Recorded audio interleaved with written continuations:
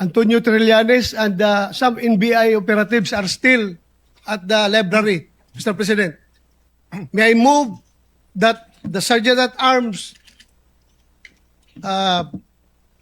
remove these people from the vicinity of the Senate? Mr. President, dear colleagues, Senator Trillanes, as a former member of the Senate, is welcome in the Senate and will of course be given due courtesy unless he has He is part of the harassment, unless Mr. he President. is part of the harassment. So Kasama niya. You gave me that Siya answer. ang nagawa sa Yes. NBI na harangin ako dito. So Bakit natin hayaan siya nandito siya? with that clarification, is there any objection that we ask we will ask the NBI to leave except for the person or people who assaulted you, because in my view, our legal should bring them for inquest because they were caught flagrante delicto assaulting a senator in our premises. Yung nag-assault sa iyo hindi dapat pakawalan. Dapat dalhin sa for inquest, no? Yung kung walang kilalaman na nandito at wala silang official business dito, may motion ang Senator Bato na paalisin sila sa Senate. Is there any objection? Mr. President. Yes, Mr. President. That Senator is, Soto first. I have no objection to the motion of Senator De La Rosa.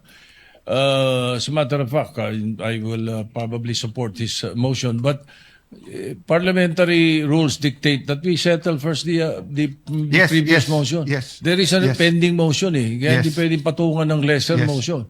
Thank No? you So for that let's reminder. resolve first the motion of Senator Jingoy Estrada unless he wants to withdraw the motion. Yes. With Senator Pia Cayetano, is it on the same topic or a different topic? It's a continuation of the removal of the person. So I can wait until Yes, this let's motion is act resolved. first on that. Senator Estrada, may I ask if you can withdraw because I think mas urgent na umalis na muna yung mga NBI.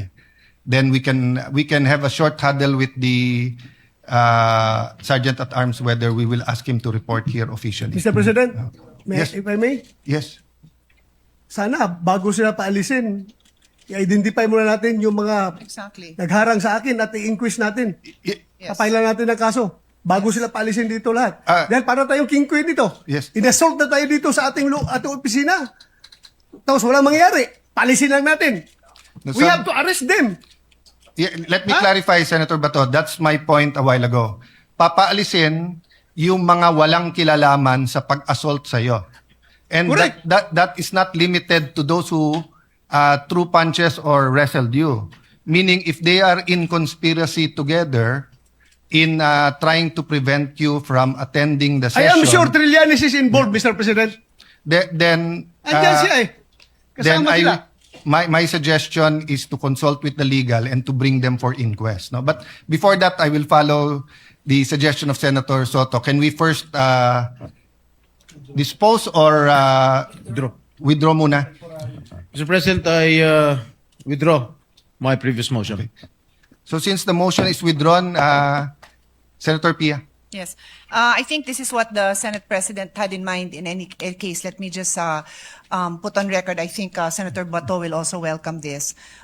Before removing anyone who is not involved, we have to determine who is involved and who is not involved. Obviously, I think that's quite obvious. But to be clear with the instructions of the Senate President, everybody here should be dealt with because they are here for a reason. We need to hear from them. They should give their testimony kung bakit sila nandito, sino ang nagpapunta sa kanila dito, ano ang instructions sa kanila, kahit tumayo lang sila dito. We want to know why are they here. So just to be clear, I'm pretty sure that is what the Senate President meant. But perhaps we can instruct our legal team very carefully bago paalisin. Pati yung identification nila, yung official identification nila, baka may mag-missing in action dyan. We just want to be clear that everyone who had who even witnessed, even if they were just a witness, we would want to have access to them, Mr. President. Thank you. Let me clarify. No? If the committees themselves can hold in direct or indirect contempt unruly guests, may they be witnesses, may they be our employees or whatsoever, basta't non-members ng Senate, lalo na na pwedeng mag-direct or indirect contempt dito sa Senado.